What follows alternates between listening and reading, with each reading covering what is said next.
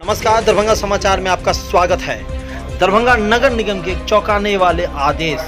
वर्तमान में जो मुख्तार अहमद खां हैं, जो नगर कार्यपालक अधीक्षक हैं, उन्हें बर्खास्त करके उनके पद से अगले आदेश तक भवन निर्माण प्रशाखा में प्रतिनियुक्ति किया गया है। ऐसा आदेश क्यों दिया गया है, आपको पूरी घटना बताते हैं कि 13 अप्रैल को नगर निगम में एक बैठक होती है। बैठक में वार्ड 4 के पार्षद पंडित वेद व्यास ने सवाल खड़े कर दिए मुख्तार अहमद जी के पदोन्नति और उनके वेतन को बढ़ोतरी को, जिसको लेकर के कुछ दिनों पहले नगर निगम में वित्तीय अनियमितता का मामला सामने आया। मामला एक आमीन को गलत तरीके से पदोन्नति का लाभ देकर प्रधान सहायक बनाने का है। इस मामले में नगर आयुक्त M.K. मीना ने स्थापना प्रभारी से स्पष्टीकरण मांगा है 3 दिनों के अंदर। उस समय के मौजूद स्टैंडिंग कमेटी और नगर आयुक्त ने किन आधारों पर मौजूद आमीन मुख्तार अहमद खां की पदोन्नति की, उनकी सैलरी बढ़ाई और अब जो जांच पड़ताल होगा उस पर क्या होगा, इसी को लेकर के दरभंगा के नगर आयुक्त वर्तमान M.K. मीना ने क्या कहा और मुख्तार अहमद जी ने क्या क्या, सुनते हैं। दरभंगा नगर निगम की सामान्य बोर्ड की बैठक में वार्ड 4 के माननीय पार्षद के द्वारा यह बात उठाया गया था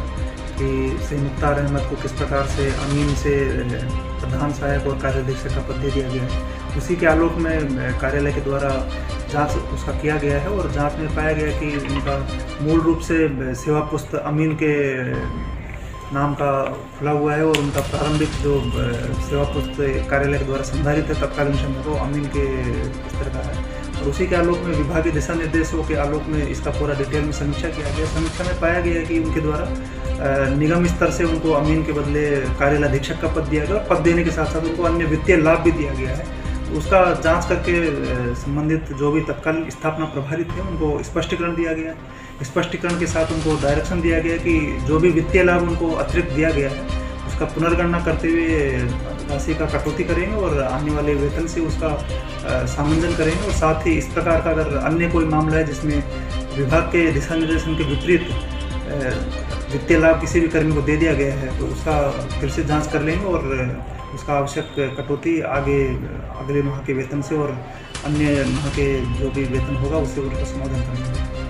सर, उस वक्त के जो यहाँ के नगर आयुक्त रहे होंगे सर, तो उनके बारे में भी कोई विभाग को लिखा जाएगा कि किस प्रकार से उन्होंने आदेश दिया कि उनकी विभाग पर पदोन्नति हो। कार्यालय के द्वारा प्रतिवेदन किया है कि यह सभी निर्णय सत्य स्थायी समिति के निर्णय के बाद कार्यालय आदेश निर्गत किया गया था और पूरी तथ्यात्मक विवरणी विभाग को ऑलरेडी हम लोग प्रतिवेदित कर चुके हैं। विभाग के स्तर पर जो भी निर्णय लिया जाएगा उसके बारे में अभी हम कुछ कमेंट नहीं करना चाहेंगे, लेकिन निगम स्तर पर क्योंकि ये मामला संज्ञान में आया था तो हम लोग उसको अभी रिवर्स कर दिए हैं, तत्कालीन आदेश निरस्त करते हुए राशि रिकवरी का आदेश दे दिए।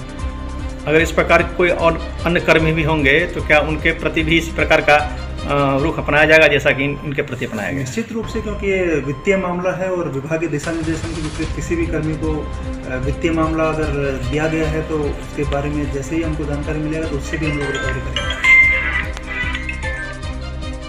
आपने सुना नगर आयुक्त की बातों को, अब सुनते हैं मुख्तार अहमद खां का कि उनका किस तरीके से पदोन्नति हुआ, सैलरी बढ़ा और स्टैंडर्ड कमेटी ने क्या कहा था उस वक्त। 25 वर्ष की हो चुकी है और 25 वर्ष में ये पहली पदोन्नति हमारी है और पदोन्नति देने का अधिकार सक्षम प्राधिकार स्टैंडिंग कमेटी सशक्त स्थायी समिति को है। जिस सशक्त स्थायी समिति में के प्रस्ताव में यह पास हुआ, वहाँ पे नगर आयुक्त भी वहाँ मौजूद थे जब यह हमको जो कार्यालय अधीक्षक के पद पर जो मतलब स्वीकृति दी गई और साथ में राजस्व पदाधिकारी को स्वीकृति दी गई उस पद पर भी श्री प्रजापति जी को, तो वो बोर्ड स्टैंडिंग कमेटी में हुआ और उस स्टैंडिंग कमेटी का जब अगली कमेटी जब हुई उसमें भी संपुष्ट हो गया। उसके बाद बोर्ड की बैठक हुई, बोर्ड की बैठक में प्रेषण हो गया, संज्ञान में सभी के है। ये 2 साल के बाद यह क्यों मामला बना? मामला यहाँ ये उठ रहा है कि नगर आयुक्त का कहना है कि पदोन्नति से उन्हें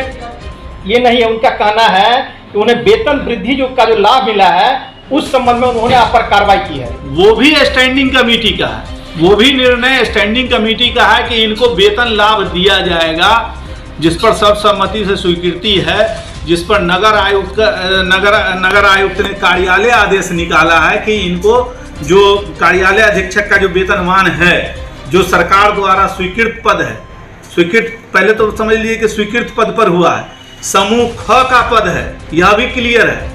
हम पहले से समूह ग के पद के कर्मचारी हैं, समूह ख के पद में हमारी प्रोन्नति हुई है और वहाँ जो वेतनमान है वो हमको मिलेगा, इसके लिए सशक्त समिति ने निर्णय लिया है और उस निर्णय के आलोक में नगर आयुक्त का आदेश, कार्यालय आदेश निकला है। तब स्थापना ने उसको जो है सो मतलब उसकी गणना की है और उसका भुगतान वो हमारे सर्विस बुक पर एंट्री है कि हमको कार्यालय अधीक्षक के पद पर इस वेतनमान में प्रोन्नति दी गई है। यहाँ